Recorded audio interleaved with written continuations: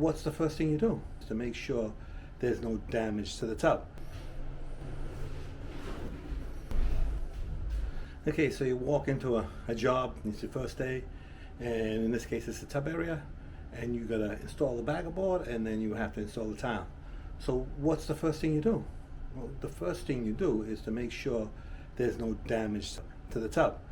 And then once you verified that, then you can go ahead and cover it, protect it, and then start installing your board. So when I got here, there was a bunch of stuff in the tub. So took all that out, and this is what I found in there. Really not too much in here, a little bit of dust, a little bit of sheetrock stuff. But I looked it over. I haven't looked it over completely yet, but I did look it over a little bit, and I found this one little mark here. So what do? You just leave it alone, don't tell anyone? No. You inform the homeowner, the GC, whoever's in charge, who's ever responsible, and show them that the tub is damaged. It's only slight. This can actually probably be polished out without a problem, but you want to make sure that they don't hold you responsible for the damage to the tub. So now I'm going to clean it out. I'm going to inspect it fully, and then I'm going to protect the tub so that I don't damage it, because if I damage it, then I'm responsible for it. Okay, so I just started cleaning the tub. I showed you this dot over here, and then as I was cleaning it, I found these marks here. These are like indentations. They won't come off. And then there's this little crack or a scratch right there. So this is why I inspect the tub. Okay, so I cleaned out all the tub. It doesn't have to be perfect. You just want to make sure you get anything that could scratch the tub out of it.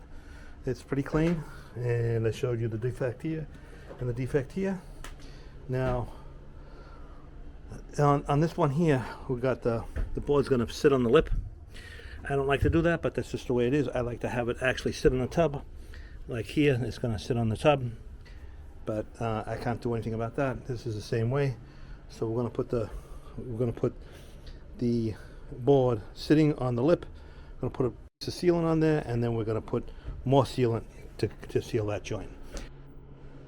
I checked all these studs. They're actually really flat. They're really good. I need 1/2-inch board here. I need 1/2-inch board over here, and this is going to have to be 5/8, so we're going to have to shim this out about 1/8 or so. So we'll figure that out in a little bit. So let's cover this tub. I know my board is going to come out to 1/2-inch to here, and then my tile is going to overlap that, and it's going to come out 3/8 to here.